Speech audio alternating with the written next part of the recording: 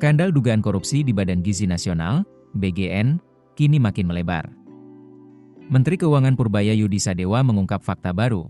Proses pengusutan kasus ini melibatkan pertukaran data lintas lembaga negara.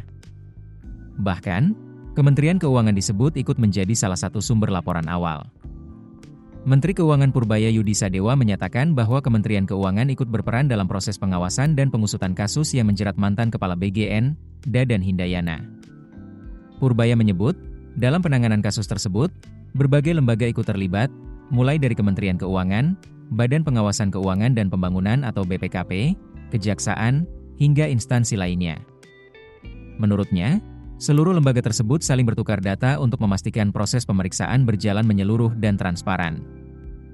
Ia bahkan membuka kemungkinan bahwa salah satu laporan awal dalam kasus ini berasal dari Kementerian Keuangan. Namun, ia menegaskan bahwa bukan hanya Kemenkeu yang bekerja sendiri, melainkan ada banyak pihak yang melakukan pemeriksaan secara bersamaan. Purbaya menyebut mekanisme ini sebagai bentuk kolaborasi dalam pengawasan dan penegakan hukum, termasuk dalam lingkungan Badan Gizi Nasional.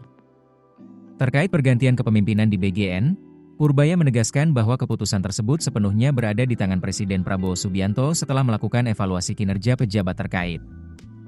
Ia menegaskan Kementerian Keuangan tidak ikut campur dalam keputusan tersebut. Dari hasil evaluasi itu, pemerintah kemudian memutuskan adanya penyesuaian anggaran program makan bergizi gratis atau MBG. Anggaran program tersebut yang sebelumnya mencapai sekitar Rp335 triliun, kini dipangkas menjadi sekitar Rp268 triliun. Bahkan, Purbaya menyebut angka tersebut masih berpotensi kembali turun seiring penyesuaian pelaksanaan program di lapangan. Pasca pengungkapan kasus ini, pemerintah menyatakan akan terus memantau perkembangan penggunaan anggaran MBG secara ketat.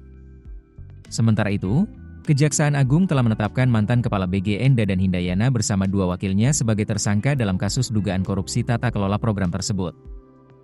Kasus ini kini menjadi sorotan karena melibatkan pengawasan lintas lembaga negara dan berpotensi berdampak pada evaluasi besar program nasional. Keputusan bisnis terbaik datang dari data, bukan tebakan. Mudah berlangganan Business Insight dengan subscribe with Google.